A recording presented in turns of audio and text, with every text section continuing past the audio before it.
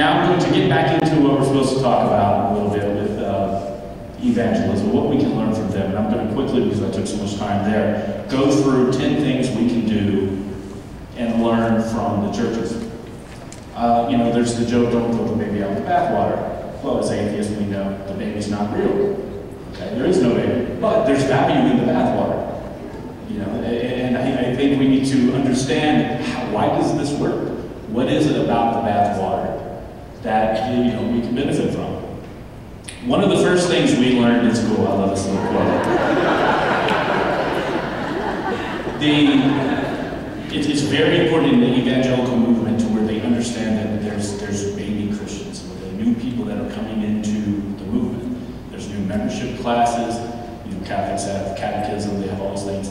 And it's very difficult, especially someone who is somewhat of an atheist evangelist, I guess, to not get really frustrated with the same old questions all the time. It's because the people who never heard of what does it mean to be an atheist, well, isn't some things in the Bible true? Didn't they find wheels from Pharaoh's chariots, in the Red Sea, all these things that I just want to say, oh, you're so stupid. And it's hard to do that, but I think what we need to do as we progress, and when we talk about deeper, more mature things like whether it's atheism plus, whether it's humanism, or all these things we're talking about today, that we also make room for the newer ones that are coming in and don't understand what we're doing, and maybe even provide some type of classes, maybe even at conventions, and say, okay, the ABCs of atheism.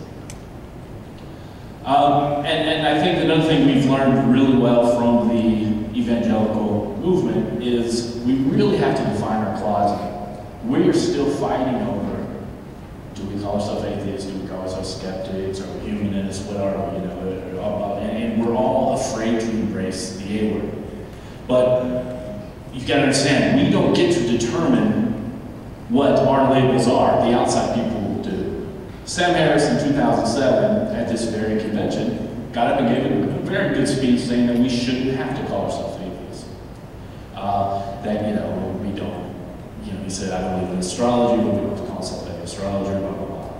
And I used to do the same things when I first became an atheist. I didn't like the word, I thought it was very bad. But it sounded like I was being dodgy when I was being interviewed by people. They said, well, are you an atheist? I was like, well, that's what I don't believe. I don't play golf, I'm not an golfist, I say all these silly things. But it totally sounded like I was being deceptive. So now I have to quickly say, oh yeah, you mean do I believe in God? No, I don't, but that's what I don't believe. Here's what I do believe. I'm a humanist, I'm a skeptic, and whatnot. And we have got to, as a movement, quit playing these games and embrace the word. Yes, we are atheists, period. There's no other. Someday we might get to the perfect world that Sam was talking about. Like I said, get used to it. We're here, we're get used to it. The outside people determine our labels, we don't. However, we do define ourselves and give ourselves an identity. It's an important distinction there. And words do mean things. I really agree with what PZ was talking about today. But again, for the newer people coming in, we have to be real clear that words do mean things. Atheism comes from, it's in Ephesians, I think 4:18 or something like that, one of the first times in history. It's atheos or atheos, which means without God. Yes, that's what it means. But to stop there and just be a dictionary atheist is ridiculous. We then should say what we do believe in and whatnot. But we need to teach the used people, like I said, embrace the A word. Then we can educate the world what's going on. There was an article that recently came out talking about how many atheist children don't remain atheists as they get older. And we were talking about it on a list thing that I'm on with all the other atheist leaders of the different groups, and we were going back and forth on why that is. And I see a lot of atheist parents who are so afraid to indoctrinate their kids that they just allow them to be generic. But if you teach your kid common sense, you teach them the scientific method, you teach these things, it's less likely that they will become believers. But we can't be so afraid. My friend Del McGowan always says, he doesn't mind his kids going to school with his parents and doing whatever, or going to church with them, let them be open-minded, blah, blah, blah. I disagree. It's not, for maybe some of the more liberal churches it's okay, but in the evangelical about saving your kid. And they're going to take advantage of your kid. Like what happened to me, like I said, with all that crap I told you that happened to me as a kid, was an atheist.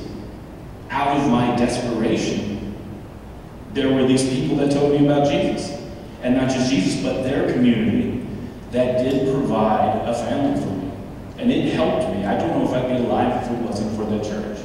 I seriously doubt it. There's a lot of BS in it. When you poison, if you're going to poison an animal, you don't just say, hey, drink some poison. You take some good, great meat, then hide the poison in it.